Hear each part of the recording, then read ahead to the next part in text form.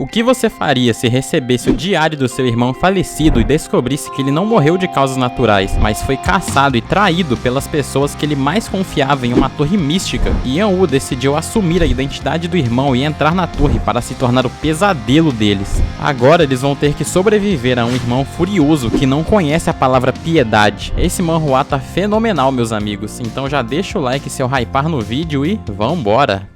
O protagonista sentou no sofá e ficou encarando a foto. Com um olhar triste, ele observava a imagem do seu irmão mais novo que estava desaparecido. 3 anos atrás, a mãe deles, que estava doente e buscava desesperadamente pelo filho, acabou falecendo.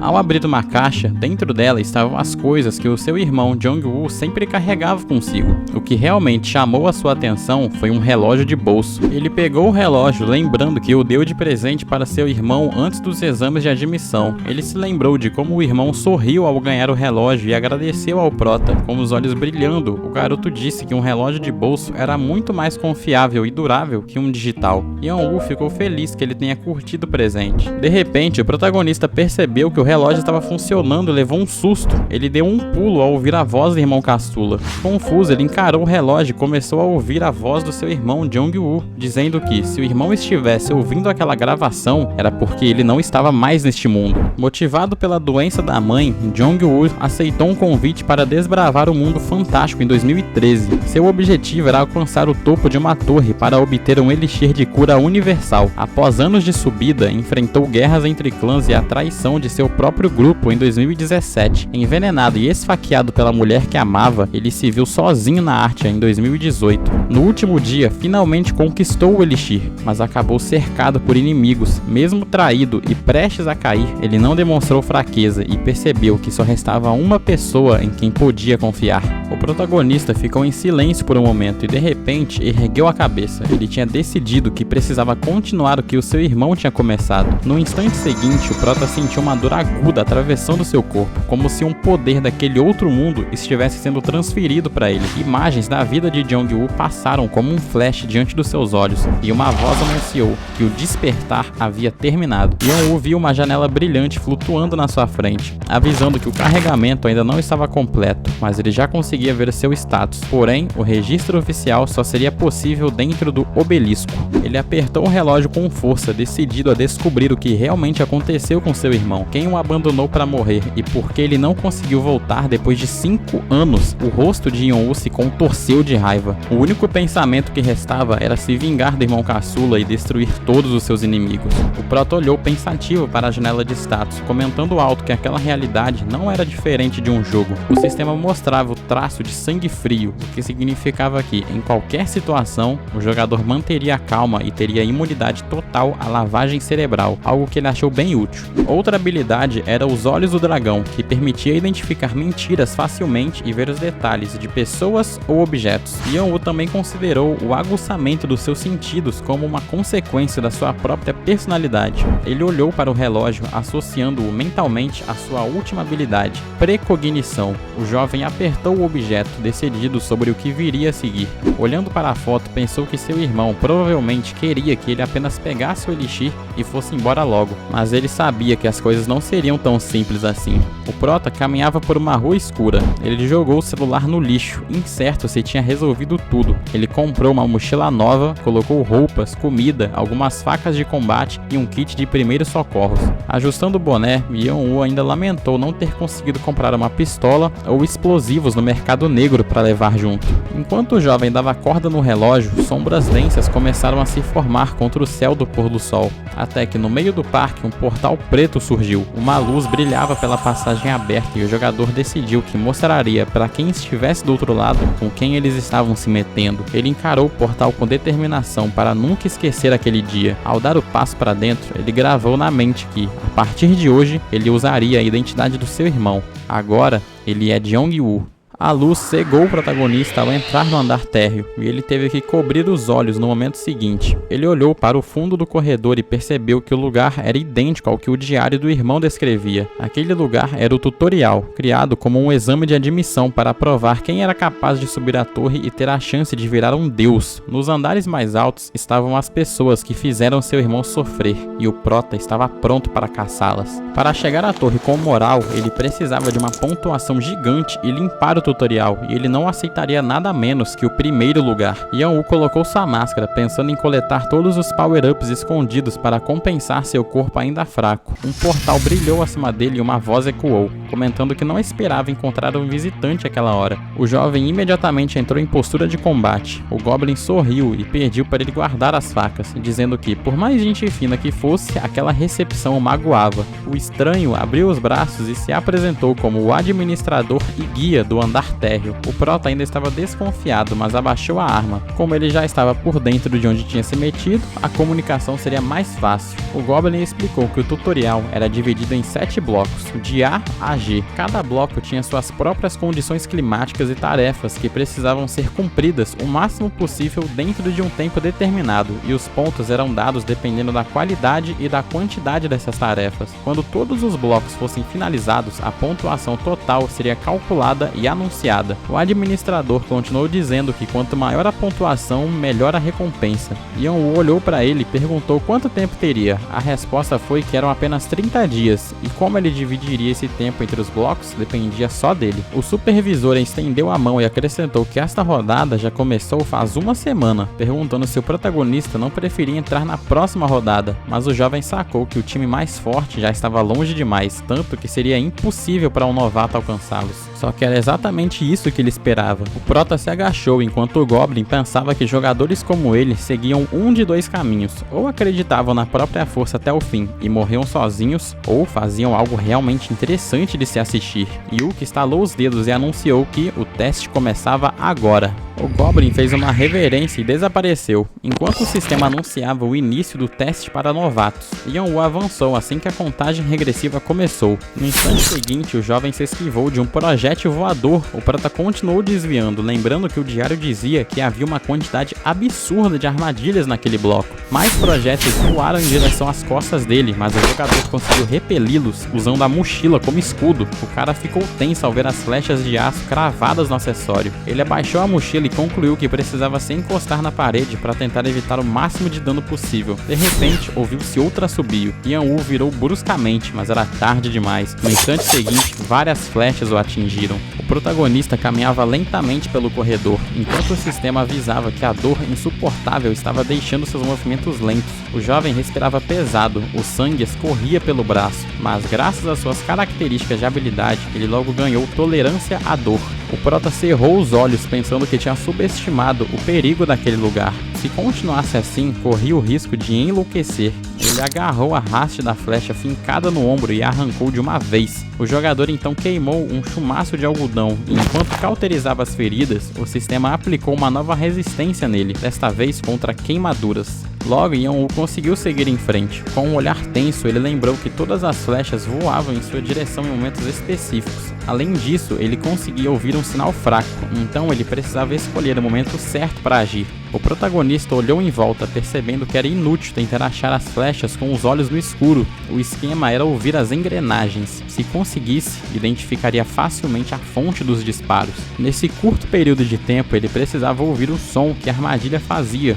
O jovem fechou os olhos e ativou o apuramento de sentidos. O prata conseguiu ouvir um rangido baixo e ergueu a cabeça. O combatente lançou sua faca na direção do som, e ela se cravou na fresta entre os blocos de pedra. Ele viu a armadilha se despedaçar em pedacinhos. Com um sorriso, o jogador pensou que agora não seria tão difícil encontrá-las. Ele continuou avançando pelo meio da chuva de projéteis, repelindo alguns com a faca. Ele notou que vários status estavam melhorando com suas ações. Por exemplo, se o prata desviasse desviasse de uma flecha azul, sua agilidade aumentava. Ele já tinha subido o nível dela para o nível 1. Se parasse uma flecha vermelha, a sua força subia. E se fosse atingido por uma flecha amarela, a resistência era treinada. Quanto mais altos fossem seus status, mais vantagem ele tiraria desse tutorial. Yeon-woo continuou avançando, mas logo percebeu que o sangue estava correndo por baixo da máscara. Ele limpou o rosto, meio irritado por não conseguir aumentar seus pontos de vida tão fácil quanto os outros atributos, mas decidiu que não podia desperdiçar a chance de lapidar suas habilidades ali. Enquanto isso, Yuki observava os monitores resmungando que aquele cara estava ficando cada vez mais interessante, porque ele se destacava totalmente dos outros jogadores do bloco. O supervisor continuou assistindo e concluiu que aquele tutorial prometia ser bem divertido. Nesse meio tempo, Yeon-woo chegou ao ponto final do percurso e notou que seus status tinham melhorado bastante. Ganhar tudo aquilo logo no primeiro dia não parecia nada mal, mas ao fechar a janela do sistema, ele mudou de ideia. Aquilo ainda não era o suficiente. Ele cerrou os punhos, sentindo que sua força física, agilidade, resistência e poder de destruição estavam muito superiores. O jovem empurrou a porta e seus olhos se arregalaram quando o sistema anunciou o tratamento de suas feridas logo na entrada. Ele observou, maravilhado, enquanto uma luz dourada o envolvia por completo. O Prota olhou em volta e percebeu que estava em uma área de descanso. Finalmente, ele se permitiu relaxar e respirar fundo, mas acabou desabando no chão. Quando abriu os olhos novamente, percebeu que tinha apagado. De repente, um estranho encapuzado ergueu as suas mãos, chamando sua atenção. Yeon-woo recuou de susto, a mão voando para a faca enquanto tentava entender quem era aquele sujeito e por que não o tinha notado antes. Mas aí o protagonista parou e percebeu que estava diante de um mercador misterioso. O estranho abriu os braços, aliviado por ter sido reconhecido, já que dizia amar seus clientes. Ele se apresentou apenas como um mercador que estava de passagem. Enquanto o mercador estalava os dedos, o jovem lembrou do que estava no diário. Esse cara aparecia de vez em quando entre os blocos para suprir os jogadores com itens necessários em troca de uma taxa, e ele vendia literalmente qualquer coisa que se pudesse imaginar. O estranho abriu uma janela de compras para o Prota e perguntou se ele precisava de algo, depois de uma tarefa tão difícil, gabando-se de ter tudo o que existe no mundo. Yeon-woo estudou a lista com cuidado: veneno de medusa, chifre da cabra dourado, olho esquerdo de Tiamat, todos artefatos bizarramente raros que jogadores comuns jamais conseguiriam comprar. Ele cerrou os olhos até encontrar exatamente o que estava procurando: um ticket de reset, que permitia retornar a um ponto escolhido do teste.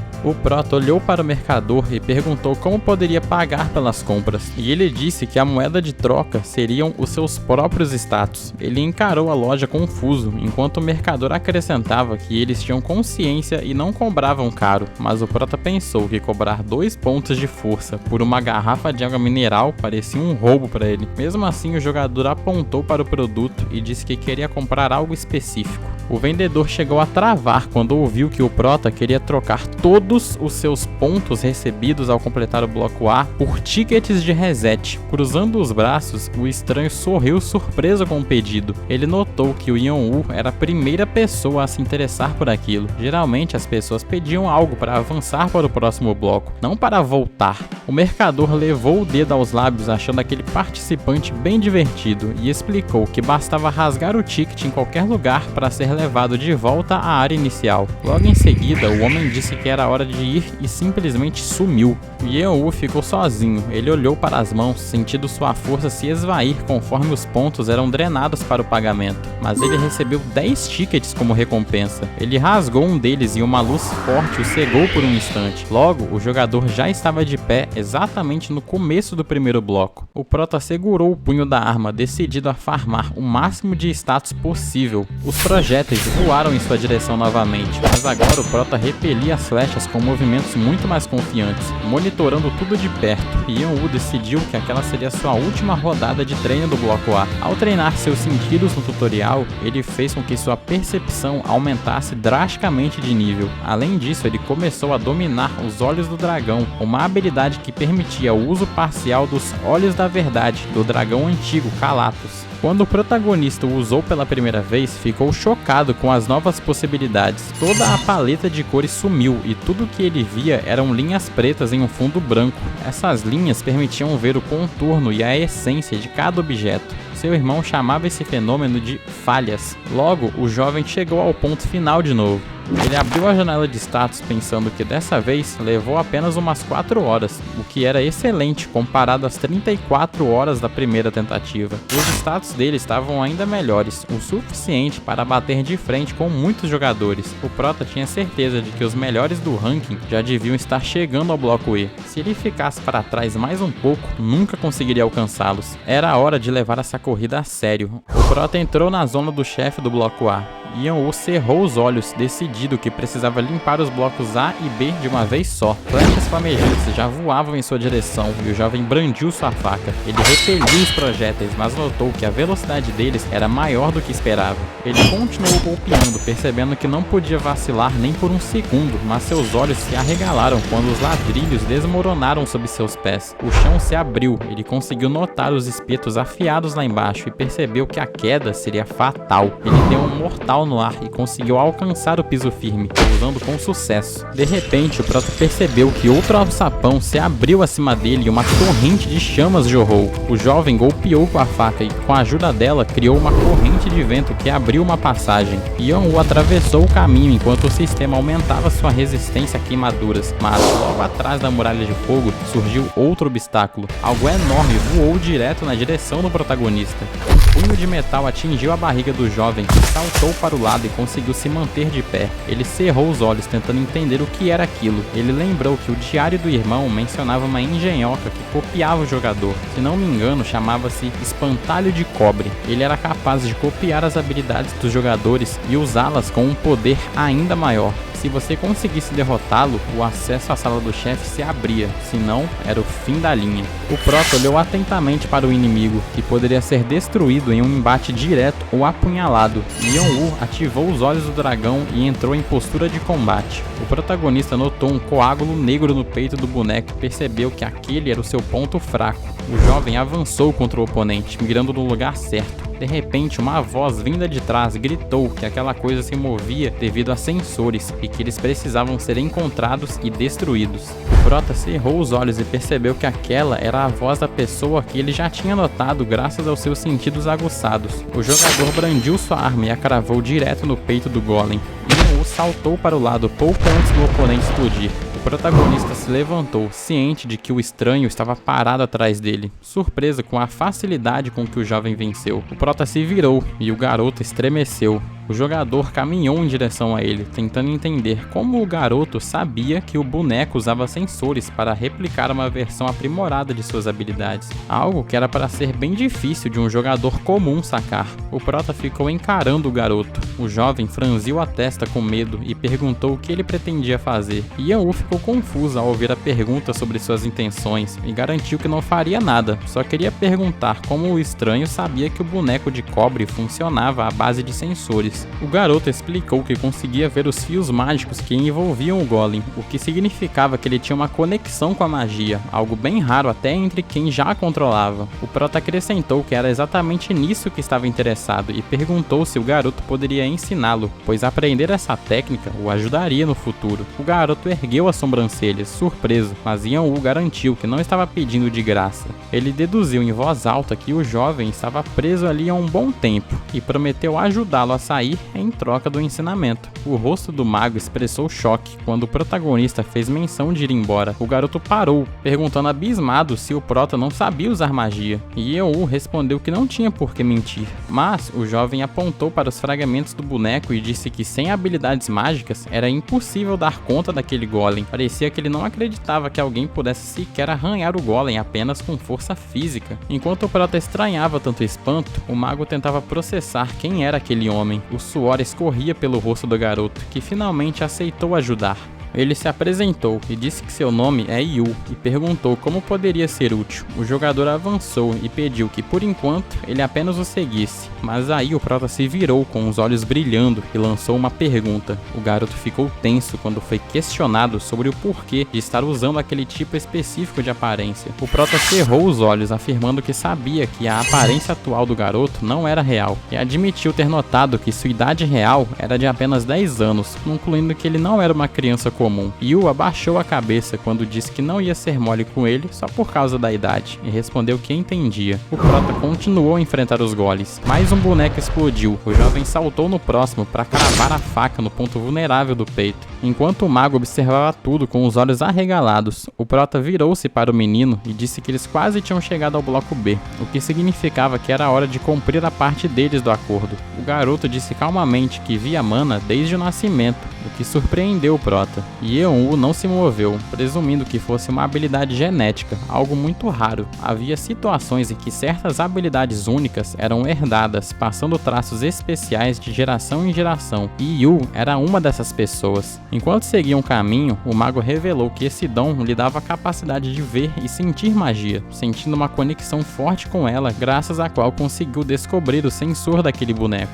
O protagonista lembrou que seu irmão Jong-woo tinha o traço de adaptação perfeita. Ele era compatível com tudo que existia, incluindo a mana. Diferente das pessoas comuns da Terra, ele não tinha dificuldades com feitiçaria, por exemplo. Ele foi o único escolhido pelo dragão Calathus justamente por causa desse dom. O prota coçou o queixo, pensando alto sobre o assunto, quando surgiu um aviso de que ele tinha limpado o bloco A como jogador solo, pelo qual recebeu 500 pontos de karma adicionais. Yeon-woo estudou as notificações, pensativo, e calculou que tinha um total de 800 pontos. O karma era muito importante na torre, era a base desse jogo, e o administrador podia entregá-lo como recompensa. Também era usado como moeda na troca de itens entre jogadores e precisava ser acumulado o máximo possível. Ele abriu a porta, decidido a conseguir o máximo de karma possível.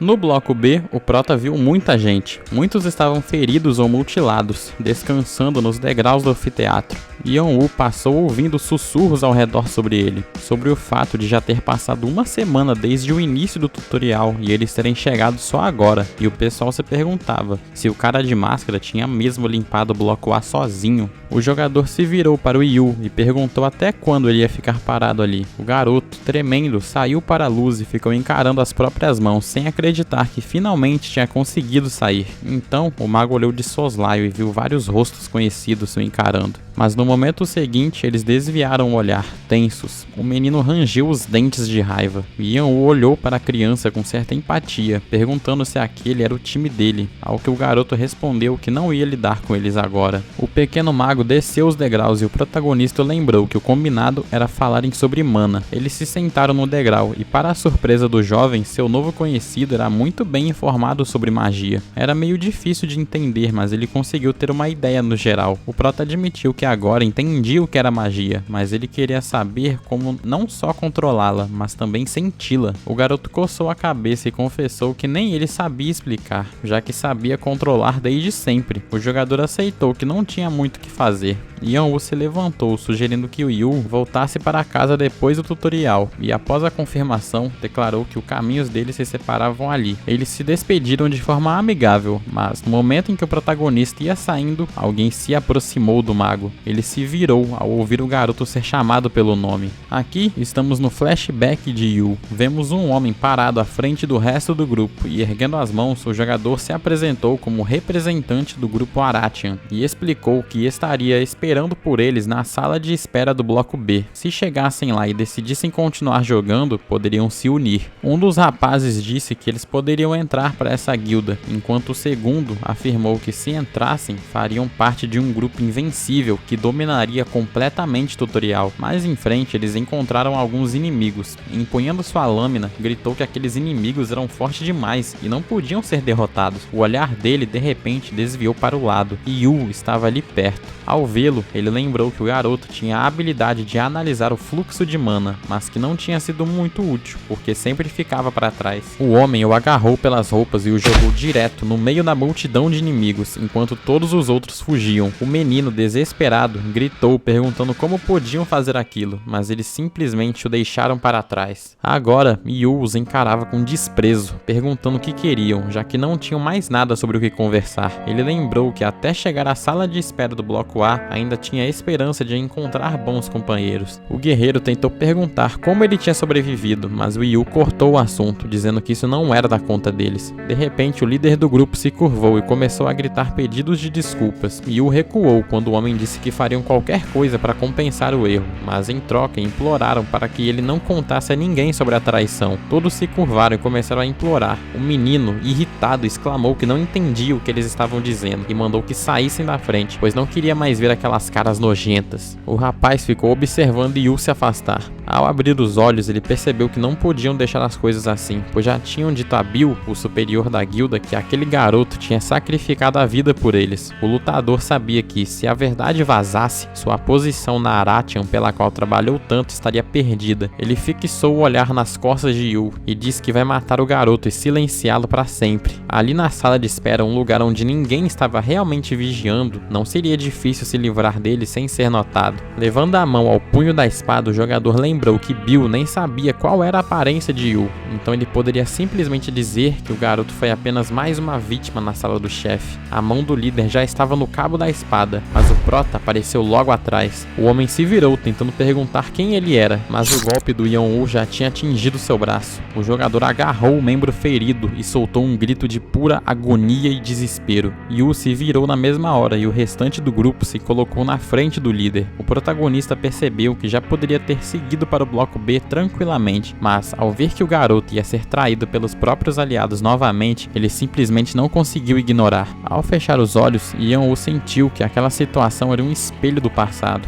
A imagem de um homem atravessado por várias lâminas veio à mente. Ele lembrou que seu irmão, Jong-woo, também foi esfaqueado pelas costas por quem ele confiava. Os guerreiros à frente tentavam entender como aquele homem tinha surgido ali sem que ninguém percebesse. O prota, empunhando sua adaga, avisou que, se eles estavam dispostos a esfaquear alguém pelas costas, deveriam estar prontos para receber o mesmo golpe, e disse para eles largarem suas armas. O líder, rangendo os dentes de dor no braço, gritou para que eles largassem as armas logo, e assim que eles obedeceram, o prota quebrou a mão do líder sem piedade. Um dos comparsas, de olhos arregalados, gritou que esse não era o combinado. O prota calou com um soco direto no rosto, mandando o corpo do sujeito direto pro chão. Os outros dois também fecharam a cara e partiram pro ataque, mas o prota correu ao encontro deles com a adaga em punho. Com um movimento rápido, o jovem deslizou por entre as pernas deles. No instante seguinte, os dois caíram de joelhos, gritando de dor. Ele se virou num piscar de olhos e atingiu o rosto de ambos, deixando os inimigos com os olhos brancos totalmente nocauteados. Yu assistia a tudo de boca aberta. Ele sabia que o homem era forte, mas não imaginava que fosse tanto assim. Yeon-woo se aproximou e notou que o garoto estava observando em choque.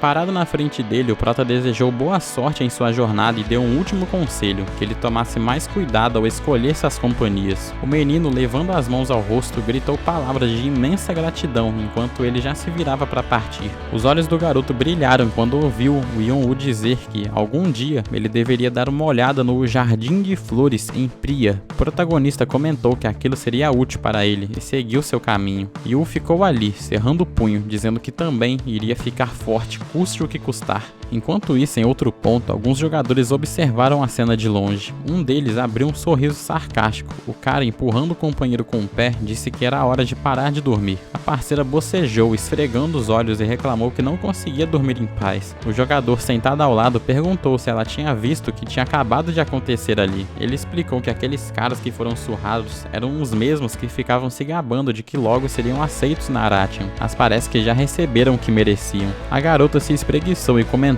que não dava para esperar muito de gente com aquela personalidade. Para ela não passavam de pivetes comuns, mas seus olhos se arregalaram ao completar que um único homem tinha derrotado todos eles sozinho. O amigo confirmou, dizendo que tudo indicava que aquele jogador tinha limpado o bloco A inteiramente solo. A garota falou que então, logo os oficiais da guilda tentarão se vingar dele. O cara explicou que era por isso que estava interessado. Como o mascarado era um jogador solo, sem amigos ou aliados, ele era um talento raro que precisava ser observado. A garota, levando a mão ao queixo, disse que não tinha certeza disso, pois agir dessa forma poderia acabar atraindo a fúria dos oficiais da guilda para cima deles. O lutador se levantou e perguntou desde quando ela se preocupava com esse tipo de coisa. Ela, franzindo a testa, pediu para ele parar de tentar colocá-los em problemas. O cara perguntou se ela iria com ele ou não. A garota se levantou e admitiu, de olhos fechados, que ele sabia muito bem que ela adorava fazer esse tipo de coisa. Enquanto isso, o Prota estava parado diante de 4 passagens. Ele lembrou que as portas eram organizadas por ordem de complexidade. Quanto mais à direita, mais difícil o desafio. Uma passagem azul surgiu em sua mente ao lembrar que seu irmão Jong-woo tinha escolhido aquela porta para facilitar a vida dele e de seus companheiros. Porém, depois de um tempo, o irmão descobriu que tinha cometido um erro enorme. No bloco B, a quantidade e a qualidade dos itens dropados dependiam totalmente da cor da porta escolhida. O protagonista parou diante da passagem preta e percebeu que era por isso que deveria seguir por ali. Ele visualizou sua lâmina, sabendo que precisava obter a adaga vampírica de Bathory.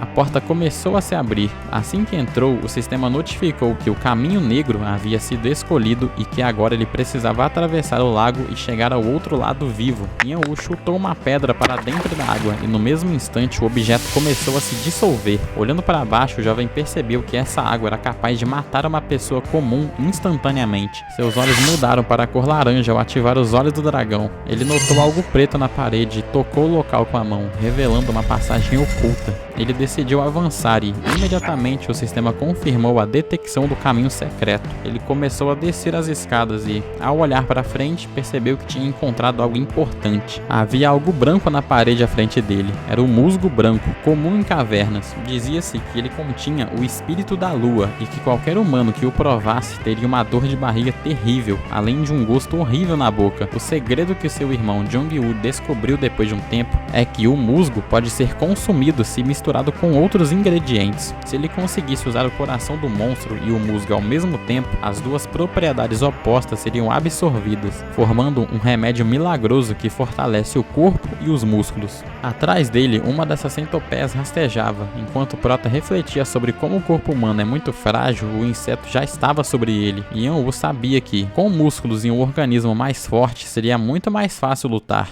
Imediatamente, ele sacou a adaga e desferiu um golpe. Sua arma perfurou o corpo do monstro e o sistema informou que se tratava de uma centopeia vermelha. O inseto partiu para o ataque e o jovem desviou num instante. Sua lâmina não conseguiu atravessar o corpo do monstro na segunda tentativa, e o Prota, olhando para trás, percebeu que a defesa da criatura era poderosa. Parado diante dela, o protagonista notou que o monstro nem se mexeu após o impacto.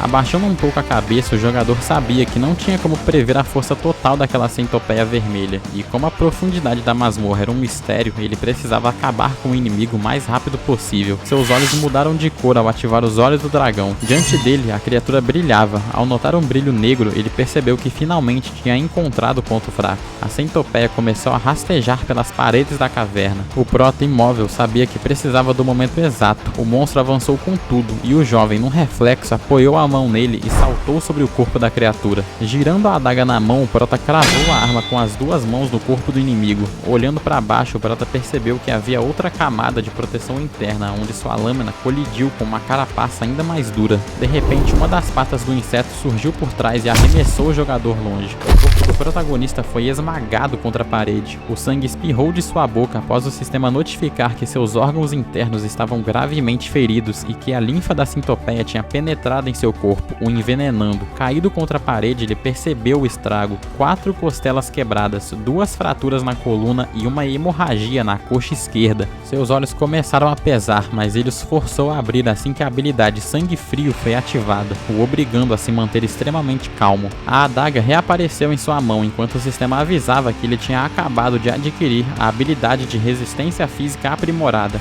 O monstro pairou sobre ele e uma nova mensagem surgiu. Ele ganhou a habilidade Desejo de Batalha. O Prota bloqueou o ataque com a adaga, sentindo o braço tremer sob a pressão do inseto. Ele se abaixou e mirou onde não havia carapaça dura. Sua lâmina avançou direto na barriga do monstro. O jovem continuou rasgando o ventre da criatura, com o sangue azul respingando em seu rosto, enquanto a faca seguia cravada no inimigo. O próton e o corpo do monstro estavam estirados no chão, enquanto ele respirava ofegantemente. Logo em seguida, o sistema confirmou a vitória. A centopeia vermelha tinha sido eliminada. Como ele derrotou um oponente teoricamente invencível para o seu nível, o sistema anunciou uma recompensa adicional. Ele começou a tirar a máscara. O chão estava forrado de musgo branco e o jogador começou a comê-los com as mãos. Círculos de luz azulada surgiam perto do seu peito enquanto ele já se posicionava sobre o corpo do monstro. O sangue espirrou para os lados e, em sua mão, surgiu o coração da centopeia. Yan-U abriu a boca, preparando-se para devorá-lo. Enquanto isso, em outro lugar, um homem franziu a testa e perguntou o que tinha acontecido. Os soldados cabisbaixos não responderam. O líder, com as mãos na cintura, percebeu que bastou ele se afastar por um momento para seus subordinados serem surrados. Inclinando-se, o jogador notou que alguém, mesmo sabendo que Aratian cuida dos seus membros, decidiu atacar seu povo de qualquer jeito, o que significava que foram totalmente ignorados. Olhando de soslaio, o chefe perguntou se o agressor usava uma máscara branca e o companheiro confirmou. O homem então se virou, decidido a caçá-lo de agora em diante.